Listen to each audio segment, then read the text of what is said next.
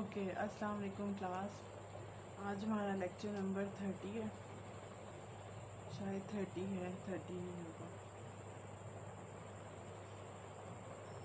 Lecture number 30 या 31 जो भी है, ठीक है। वो मैं फिर आप लोगों को बता दूंगी कि आज हमारा कौन सा लेक्चर है, वो फिर देख के लिख दूँगी।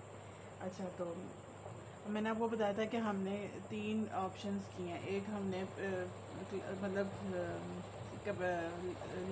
स्पेसिफिक हीट ऑफ सॉलिड्स को फाइंड आउट करने के लिए हमने पहले क्लासिकल थ्योरी पढ़ी, फिर हमने आइंस्टाइन थ्योरी पढ़ी, देन मैंने आपको बताया कि डिबाय थ्योरी है। डिबाय थ्योरी भी कहते हैं कुछ लोग, डेबिस थ्योरम भी कहते हैं। एनी जो आपको इजी लगे, जो अच्छा लगे आप बोल सकते हैं। डिबाय बिल्कुल माइंड नहीं करेगा।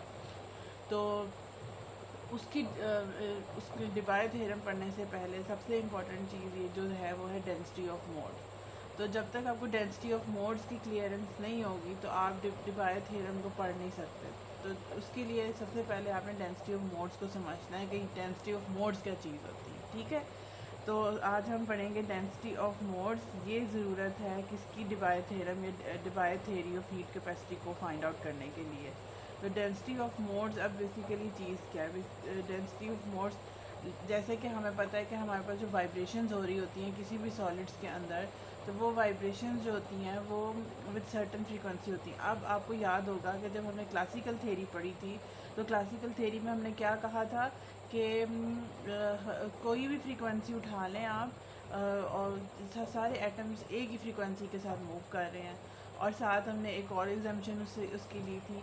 लेकिन जो आइंस्टाइन वाला था उसने एनर्जी को डिस्क्रीट करके प्लैंक्स एनर्जी यूज़ कर ली, जिसको उसने एन एच कट ओमेगा वाली एनर्जी थी, N plus half H cut omega. और उसने कहा था कि हार्मोनिक ऑसिलेटर्स हैं ये एटम्स, खाली एटम्स नहीं है बल्कि दे आर हार्मोनिक ऑसिलेटर। और उनकी कोई पर्टिकुलर एनर्जी हमने कंसिडर कर ली थी N plus half H cut omega, और उसको हमने यूज़ किया था वो मैक्सवेल बोल्ट्जमैन डिस्ट्रीब्यूशन में। लेकिन उसने भी बात वही की थी कि जो एटम्स जिस फ्रीक्वेंसी से वाइब्रेट कर रहे हैं वो सारे के सारे सेम। लेकिन मैंने आपको बताया था कि डिबाय ने इसी चीज़ को पकड़ के कहा था कि नहीं, ये ऐसी कोई बात नहीं है, जो एटम्स हैं हमारे पास वो सेम फ्रीक्वेंसी के साथ मूव नहीं कर।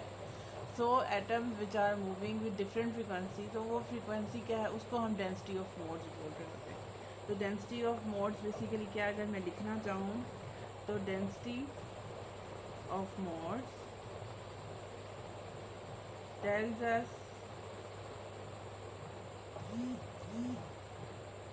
us the total number of possible modes, ठीक है। किसी ख़ास पर्टिकुलर वॉल्यूम में कितने नंबर ऑफ़ मोड्स क्या हैं कि उसकी फ्रीक्वेंसी कितनी डायरेक्शन में या कितनी टाइप्स की फ्रीक्वेंसीज हो सकती हैं उसके अंदर। ये बेसिकली इसका नंबर ऑफ़ मोड्स है। इन फ्रीक्वेंसी रेंज या इन सर्टन फ्रीक्वेंसी रेंज, कोई भी फ्रीक्वेंसी रेंज में बात करें कि वाइब्रेट कर रहे हैं, ये स्पेसिफिक एटम्स हैं, ये इस फ्रीक्वेंसी रेंज के साथ वाइब्रेट कर रहे हैं, ये स्पेसिफिक एटम्स जो हैं ये इस फ्रीक्वेंसी के साथ वाइब्रेट कर रहे हैं, तीसरे जो एटम्स का ये वाला जो कॉम्बिनेशन है ये इस फ्रीक्वेंसी के साथ मूव कर रहा है। तो ये सब क्या है, मोड्स ऑफ वाइब्रेशन है, जिनको हम डेंसिटी ऑफ मोड्स फिर बोल देते हैं, ठीक है। मोड्स ऑफ वाइब्रेशन किस बात पे वेरी करें, डिफरेंट फ्रीक्वेंसीज पे वेरी करें। अगर फ्रीक्वेंसी कोई और है तो मोड ऑफ वाइब्रेशन चेंज हो गया, फिर कोई और फ्रीक्वेंसी है तो मोड ऑफ वाइब्रेशन फिर कोई और होगा। तो और उन सारे मोड्स को स्टडी करने का हम क्या बोलते हैं, डेंसिटी ऑफ मोड्स। क्योंकि इतने ज़्यादा ही मोड्स होते हैं, हम एक मोड की बात नहीं कर सकते, फिर हम डेंसिटी ऑफ मोड्स की बात करते हैं। तो इसको जो डेंसिटी ऑफ मोड्स है इसको हम डिनोट करते हैं Z ऑफ म्यू से। और जो Z ऑफ म्यू है, म्यू बेसिकली क्या होगा, मैं फ्रीक्वेंसी को म्यू से रिप्रेजेंट करूँगी। इस तरीके से जो लिखा होगा ये मेरे पास म्यू होगा, जो मेरे पास यूँ लिखा होगा वो मेरे पास वेलोसिटी होगी, और जो मेरे पास यूँ मैं लिखूँगी वो मेरे पास वॉल्यूम होगा, ठीक है।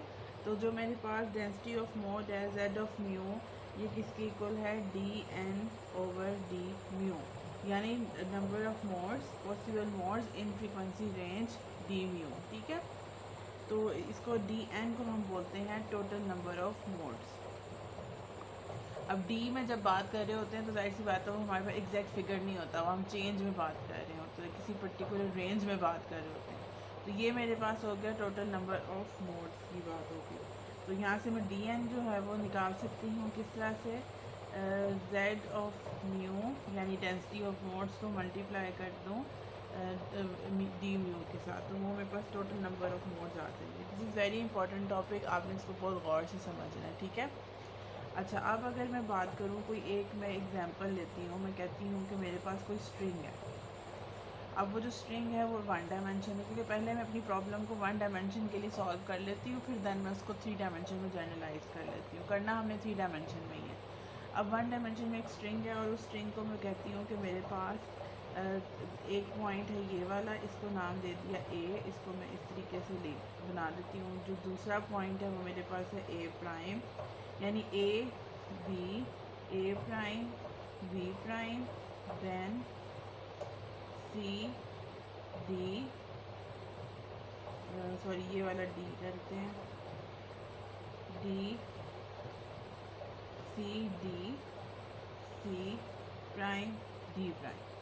अब ए बी और सी डी ये क्या चीज़ है, ए बी और सी डी उसकी ओरिजिनल पोजीशन है, और A prime B C prime D prime ये जो है उसकी फ़ाइनल पोजीशन है। कैसे फ़ाइनल पोजीशन है, अगर मैं वाइब्रेट करती हूँ या कोई ख़ास फ्रीक्वेंसी देती हूँ, ये मेरे पास जो टोटल लेंथ है इस सॉलिड की जिसको मैं कंसिडर कर रही हूँ, एटम जिसके एटम्स को मैं स्टडी कर रही हूँ, जिसके नंबर ऑफ़ मोड्स में निकाल रही हूँ, उसकी जो टोटल लेंथ है वो एल है, और मेरे पास जो उसकी डायमेंशन है यहाँ से यहाँ तक मेरे पास कितनी है, एक्स है। अभी एटम्स ये एटम्स मौजूद है, ए से बी पे एटम्स की एक लाइन पड़ी हुई है, ठीक है। अब मैंने क्या किया, कोई फोर्स एक्सर्ट किया है, कोई मैंने उसके ऊपर एक्सटर्नली कुछ भी अप्लाई किया जिस वजह से एटम्स ने क्या किया, वाइब्रेशन शो किया। अब वो जो वाइब्रेशन है, जब मैंने इसके ऊपर फोर्स लगाई फॉर एग्जाम्पल इस डायरेक्शन में, तो जो वो वाइब्रेशन है वो मेरे पास कुछ इस तरीके से होगी, ठीक है। पहले वो ऐसे वाइब्रेट करें, लेकिन जब आपने और फोर्स लगाई है तो उनकी वाइब्रेशन मेरे पास इंक्रीज़ हो गई है, और जब यहाँ पे वो वाइब्रेट कर रहे हैं तो उनके एरोज देखें मैं थोड़े बड़े बना रही हूँ, यानी इधर जो वाइब्रेशन जो है वो कम वाइब्रेशन है, और जब जैसा जैसा वो आगे जाते जा रहे हैं उनकी वाइब्रेशन इंक्रीज़ होती जा रही है। अब ये कौन सा कॉन्सेप्ट है, ये हमें क्या बताता है, इससे हमें कैसे पता चलता है।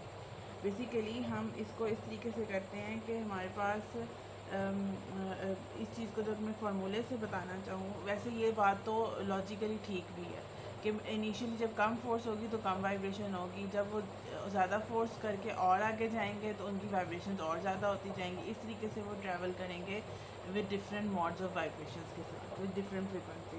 तो हम अगर बात करें कि मेरे पास ए और ए प्राइम किसके इक्वल है, कोई भी फंक्शन है u जो कि डिपेंड कर रहा है पोजीशन पे और साथ साथ टाइम पे, पोजीशन पे और टाइम पे, ठीक है, क्योंकि ट्रैवल कर रहा है ना विद सर्टेन, इधर से इधर तक मूव करी, वाइब्रेशन जा रही है, तो वो कोई फंक्शन ऐसा है जो पोजीशन पे भी डिपेंड कर रहा है, साथ साथ टाइम पे भी डिपेंड कर रहा है। ए प्राइम और साथ मेरे पास बी प्राइम, ये उसकी ये A prime B prime, A B पे उसको वाइब्रेशन की, ए से ए प्राइम पे गए, बी से बी प्राइम पे गए, कितना डिस्टेंस कवर करके, डी एक्स डिस्टेंस कवर करके। पहले वो एक्स पे थे, फिर उन्हें वाइब्रेशन हुई, वाइब्रेशन से वो ए प्राइम बी प्राइम तक वाइब्रेशन करना शुरू हो गए, और वो डी एक्स उसने डिस्टेंस कवर किया। तो ए प्राइम हो या बी प्राइम हो, जो दोनों का फंक्शन है वो मेरे पास है यू एक्स टी, ठीक हो गया।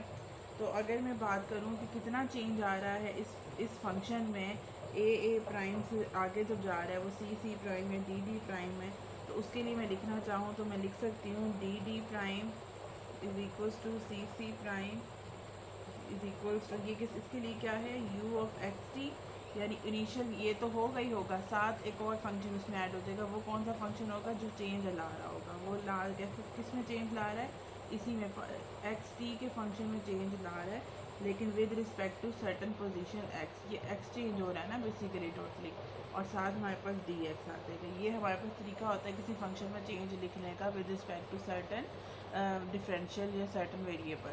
तो अब मैंने पार्शियल के साथ रखा है तो मैं डी एक्स को साथ मल्टीप्लाई करती हूँ, तो ये मेरे पास एक तरीका होता है इसको लिखने का।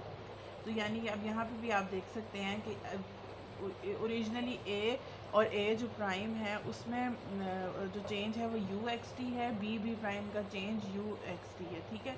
लेकिन डी प्राइम और सी प्राइम में क्या है, ओरिजिनली यू एक्स टी तो है ही है, लेकिन साथ इतनी सी चेंज भी उसमें ऐड हो रही है, जिसकी वजह से ये वाले जो एरोज़ हैं ये स्मॉल बनाए जा रहे हैं और ये वाले एरोज ज़्यादा, यानी इधर ज़्यादा वाइब्रेशन हो रही है, इतनी अमाउंट टाइम्स ज़्यादा इसमें वाइब्रेशन हो रही है, ठीक है। अगर मैं स्ट्रेन कैलकुलेट करना चाहूँ, क्योंकि मैं अगर फोर्स अप्लाई कर रही हूँ इसके दोनों एंड्स के ऊपर कुछ वाइब्रेशन करने के लिए, तो वो जो फोर्स होगी उसको मैं किस तरीके से फाइंड आउट करूँगी, फोर्स पर यूनिट एरिया से करूँगी, क्योंकि किसी फोर्स लग रही है किसी पर्टिकुलर एरिया के ऊपर,